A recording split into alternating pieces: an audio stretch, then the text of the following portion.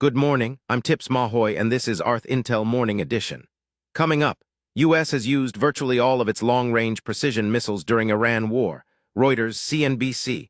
Wildfires force 65,000 to evacuate homes in U.S. Northwest. Ships can't move, power plants shut as drought saps Europe's rivers. That plus a check of the weather across the country. The U.S. Army has used up nearly all of its stockpile of long-range precision missiles during the 5-month war with Iran, according to 3 people familiar with the data cited by Reuters. The weapons in question, ATACMS and precision strike missiles, cost more than $1 million each and are seen as vital for future conflicts, including with China.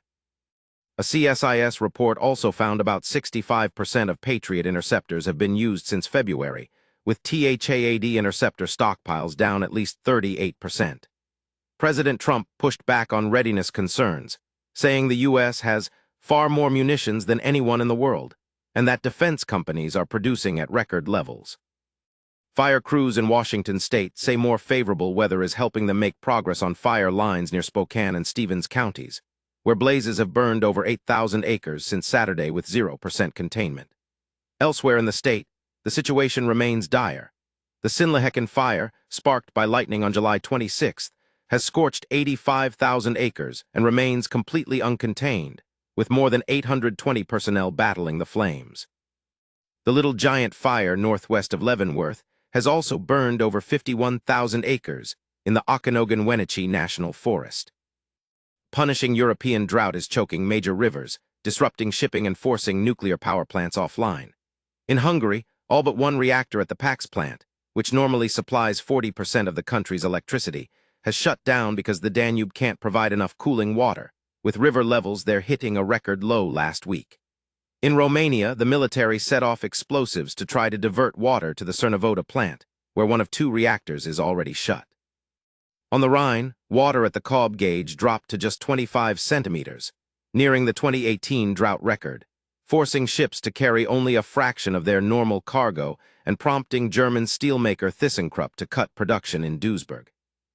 ArthIntel Headline News is brought to you in part by Toolbox Development, AI web development and marketing. Learn more at toolboxdevelopment.net. We'll be right back. President Trump is publicly criticizing his own U.S. attorney, Jeanine Pirro, after her office reversed course on a vandalism case tied to the Lincoln Memorial reflecting pool. Pirro had accused 67-year-old Ken Hearn of damaging the pool's sealant with his hands, but in a Friday court filing, she said new information suggests a flawed installation by the contractor was actually to blame. Trump, who has long claimed the renovation project was sabotaged by vandals with knives and box cutters, said in the Oval Office Monday that he was really disappointed in Pirro, saying she folded like an umbrella and calling the situation a disgrace. Pirro's office did not immediately respond to a request for comment. Paramount CEO David Ellison says the antitrust lawsuits trying to block his company's $111 billion merger with Warner Bros. Discovery aren't really about competition, but about whether he can be trusted running CNN. In a New York Times op-ed, Ellison pledged CNN will remain independent, writing he does not aspire to lead these companies to bend their newsrooms to his views. The merger is being challenged by 12 state attorneys general and the Writers Guild of America, with California AG Rob Bonta denying that spinning off CNN would resolve the state's concerns. A trial date has not yet been set, with Paramount seeking a November 2026 start and the states and WGA pushing for April 2027. President Trump reportedly warned Republican Rep. Max Miller of Ohio on Monday night that his re-election prospects aren't looking good, according to 3 sources familiar with the call cited by Axios.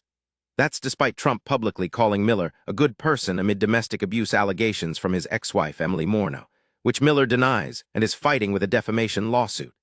Miller insists he's staying in the race, pointing to internal polling showing him in a strong position.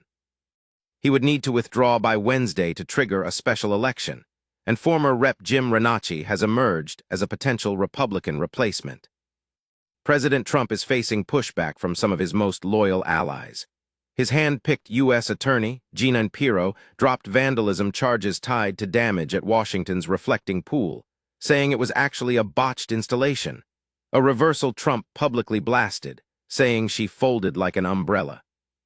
Meanwhile, his former defense attorney Todd Blanche had to formally disavow a controversial $1.8 billion fund to win over two holdout Republican senators, blocking his attorney general nomination.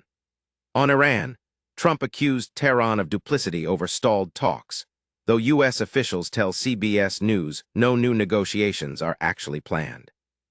ArthIntel Headline News is brought to you in part by Toolbox Development, AI web development and marketing. Learn more at toolboxdevelopment.net. We'll be right back. Matthew Bowyer, the bookie who took bets from former Dodgers interpreter Ippei Mizuhara, tells ESPN that Mizuhara's problem gambling was evident within just 30 days of taking his bets, describing the wagers as absolutely bananas. Mizuhara admitted to stealing nearly $17 million from Shohei Ohtani to cover his gambling debts to Bowyer, and is now serving a 57-month federal prison sentence. But the U.S. attorney who prosecuted the case, E. Martin Estrada, says he's not convinced gambling addiction alone explains Mizuhara's actions, suggesting instead that Mizuhara saw a bigger opportunity to enrich himself.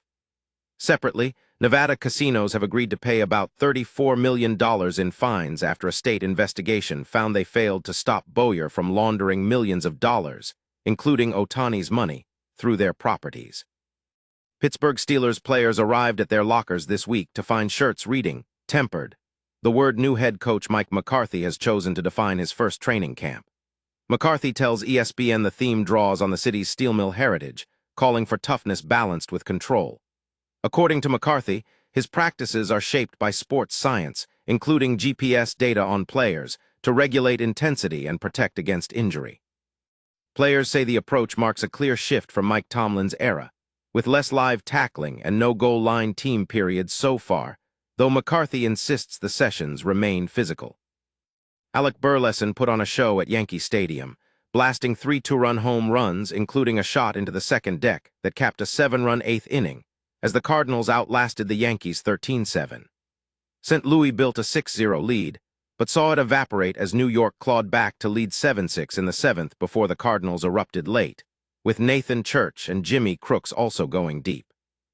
Burleson is the first Cardinal with a 3-homer game since Ivan Herrera did it in April 2025, and the first visiting player to do it at the current Yankee Stadium since Oakland's Jordan Diaz in 2023. St. Louis reliever Gordon Graceful retired the Yankees' final 6 batters to seal the win. The Miami Marlins look to extend a 3-game road winning streak Tuesday night when they visit the first-place Atlanta Braves. Miami sits third in the NL East at 58-55, while Atlanta leads the division at 67-45 and is a strong 30-620 at home. On the mound, it's Ryan Gusto for the Marlins against Grant Holmes for the Braves, with Atlanta favored on the betting line. The Braves hold a 5-2 edge in the season series as the two clubs meet for the 8th time this year. ArthIntel Headline News is brought to you in part by Toolbox Development, AI web development and marketing. Learn more at toolboxdevelopment.net. We'll be right back. And finally, here's a look at temperatures across the country right now.